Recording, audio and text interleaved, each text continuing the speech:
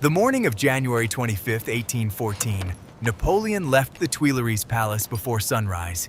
He kissed his 4-year-old son, the King of Rome, on the forehead, a child he would never see again. He climbed into his carriage, pulled his coat tight against the cold, and disappeared into the dark roads heading east. Behind him, Paris. Ahead of him, 3 armies totaling more than 500,000 men. He had 80,000. The roads of Champagne in January were half mud, half ice. Villages that had once celebrated the passage of French troops now fell silent when the columns came through, not from joy, but from exhaustion. France had been at war for over 20 years. The men who had once filled the ranks of the Grande Armée were mostly dead, captured, or too broken to march. In their place walked boys, 17, 18 years old. Conscripts raised so hastily that some arrived at the front still wearing the coats of their school uniforms. The veterans who remained called them the Marie Louises, a sardonic tribute to the young empress who had signed their call-up papers. They did not know how to load a musket under fire. They did not know how to sleep in the snow. But they marched, because Napoleon was marching. The coalition that had gathered against France was unlike anything Europe had seen in a generation. Prussia, Austria, Russia, ancient enemies who had spent decades fighting each other, had united under a single cause: the end of Napoleon Bonaparte. Their armies had crossed the Rhine at multiple points in late December 1813, moving through eastern France almost without resistance. Towns opened their gates. Local officials surrendered on the spot. Some had believed the Allied promise that they came not to destroy France, but to free it from its emperor. Whether they believed it or not, there was almost no one left to fight back. The French frontier that stretched 300 miles along the Rhine had precisely enough soldiers to fill a single mid-sized garrison. And behind that thin line came hundreds of thousands of men. Blücher was the name Napoleon needed to watch first. Field Marshal Gebhard von Blücher, 71 years old, aggressive to the point of recklessness, despised by the cautious Austrians for his appetite for forward movement, commanded the Prussian and Russian army of Silesia, roughly 65,000 strong.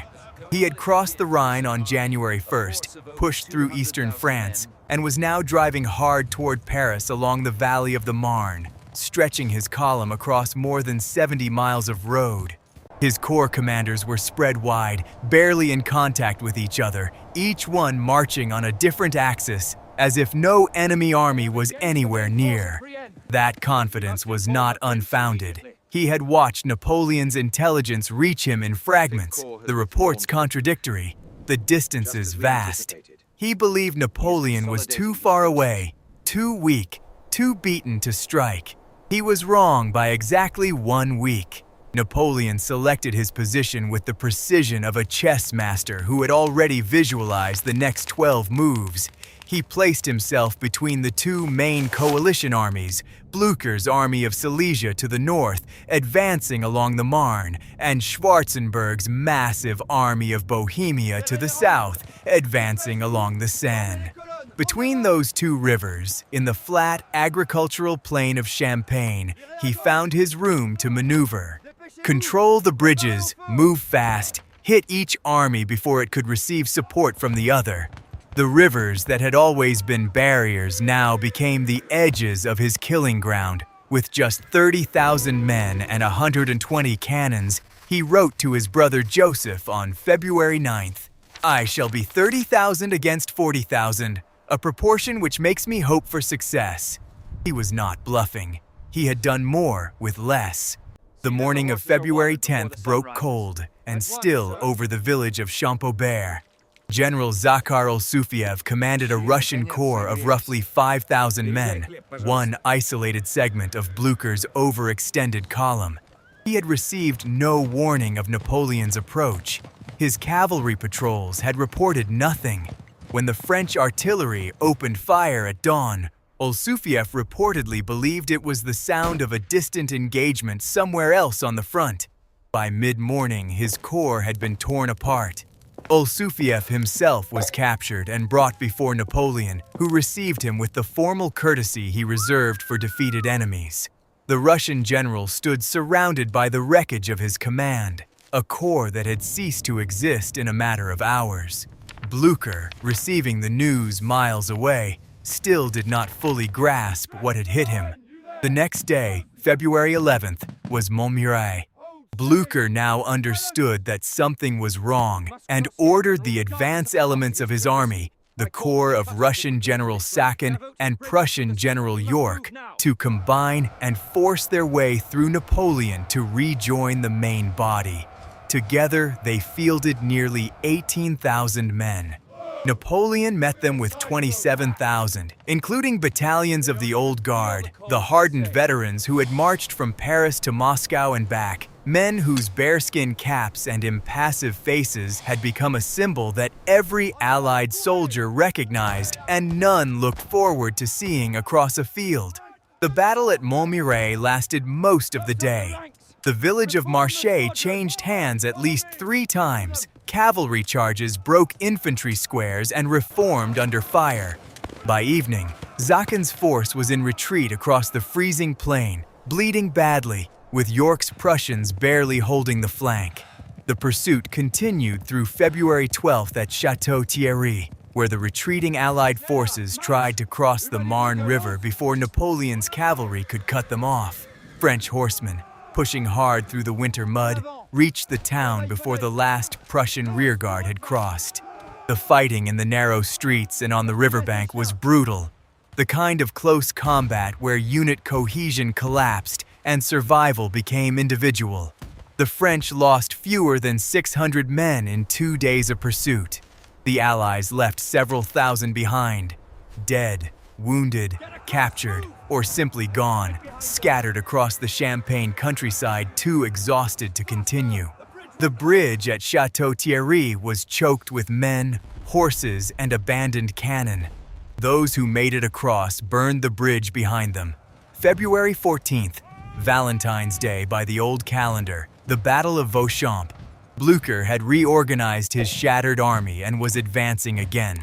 That was Blücher's particular quality, the inability to accept defeat as final. He threw 18,000 Prussians and Russians into what he believed was an opportunity to strike Napoleon's flank. He had not accounted for the French cavalry. General Emmanuel de Grouchy's horsemen, light cavalry, fast and merciless on open ground, caught Blücher's column in the flank as it marched across the flat Champagne plain, tangling the Prussian formations while French infantry pressed from the front.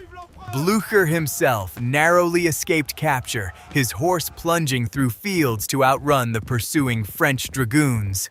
When darkness finally ended the killing, his army had suffered more than 7,000 casualties in a single day.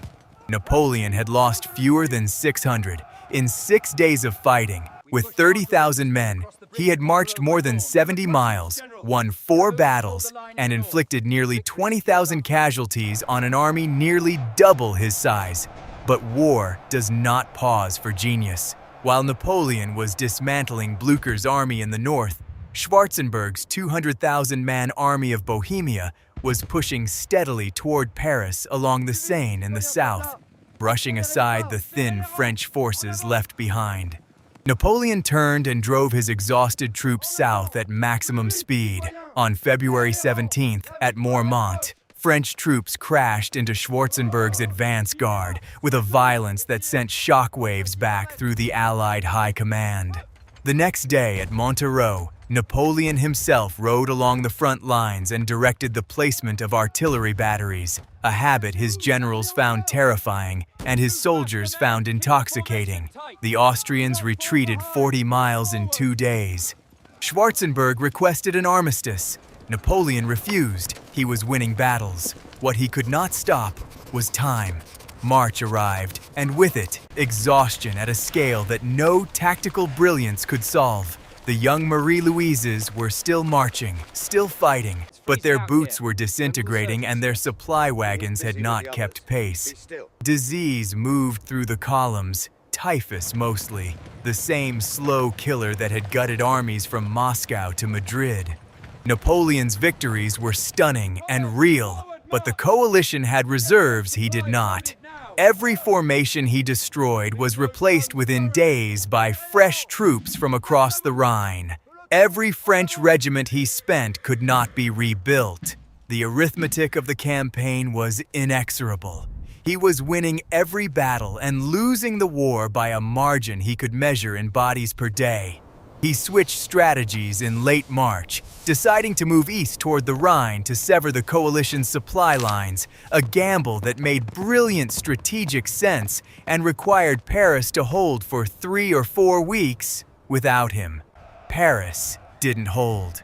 On March 30th, the Allied armies descended on the capital from the north and east. Marmont and Mortier commanded the defense, roughly 28,000 French soldiers against more than 100,000 coalition troops. They fought through the morning on the heights of Montmartre, in the northern suburbs, at every gate and barrier the city possessed. The National Guard stood at positions that regular troops would have found desperate. Civilians in some neighborhoods threw whatever they could find from windows. But by the afternoon, the position was hopeless, and Marmont, with the authority of a man who already understood what came next, agreed to a ceasefire. At 2 in the morning on March 31st, the capitulation was signed. At 11 in the morning, Tsar Alexander the Farnes of Russia, King Frederick William III of Prussia, and their entourage rode into Paris through the Saint-Denis Gate. The city they entered was silent in a way that had no precedent in living memory. Napoleon was 20 kilometers away when he received the news. A cavalry officer reached him on the road near Houvesy in the gray hours before dawn and delivered the message that Paris had fallen. The accounts of that moment are remarkably consistent. Napoleon sat for a long time on the roadside, saying nothing. He had raced toward the capital with such speed that his army was strung out across 30 miles of road behind him. He was nearly alone at the front, accompanied only by staff officers and a small cavalry escort. The city he had rebuilt, the city where his son slept, the city that was the physical incarnation of everything he had spent 20 years building. It was behind enemy lines. He turned south and established his headquarters at the Château de Fontainebleau. At Fontainebleau, something unexpected happened. The army came to him. By April 3rd, nearly 60,000 soldiers had converged on the chateau grounds. Napoleon reviewed them in the courtyard and addressed them directly, without ceremony or diplomatic language. "Soldiers," he told them, "in a few days I will attack Paris. I count on you." The courtyard erupted. Vive l'Empereur! Paris! Paris! The rank and file were not broken. They were ready. The marshals stood to one side, watching the scene with expressions that gave nothing away. The marshals came to him the next morning. Ney, MacDonald, Lefebvre, Moncey. Men he had elevated from poverty and obscurity to the highest ranks an empire could offer. Men who had fought beside him from the Italian Alps to the Russian steppes. Men whose names were carved into the Arc de Triomphe alongside his. They stood before him in the salons of Fontainebleau and told him the campaign was over. Napoleon answered that the army would march. Ney spoke for all of them. "The army will not march on Paris." Napoleon's voice rose. "The army will obey me." Ney held his ground. "Sire, the army will obey its generals." There was a silence in that room that lasted long enough for everyone present to understand that something had broken that could not be repaired. Napoleon dismissed them. He needed a few minutes to think. 2 days later, the final blow came from a direction no one had anticipated. Marshal Auguste de Marmont, one of Napoleon's oldest companions, a man who had known him since the Italian campaigns of the 1790s, secretly ordered his entire corps, 12,000 men, to march out of the French lines and directly into the Austrian encampment. His soldiers did not know where they were being led until they looked up and found Austrian cavalry on 3 sides of them. The news reached Napoleon at Fontainebleau like a physical blow. The conditional abdication he had offered, the one that would have preserved the throne for his son, was now worthless. The Allies held every card. On April 6th, Napoleon took a sheet of paper and wrote the final document. He renounced, for himself and his heirs, the thrones of France and Italy. He stated that there was no personal sacrifice he was not prepared to make. Then he signed it. On the night of April 12th, alone in his study at Fontainebleau, Napoleon opened a small vial he had carried on his person since the Russian campaign, a poison he had prepared after the near capture at Maloyaroslavets in 1812, against the possibility of falling into enemy hands. He swallowed it. The dose had degraded over 2 years of constant movement through heat and cold, and it was not enough. He survived the night in pain and illness, and by morning the crisis had passed. No official account mentioned it. His attendants were discreet. A week later, on April 20th, Napoleon walked into the Cour du Cheval Blanc at Fontainebleau, where the surviving battalions of the Old Guard were drawn up in formation.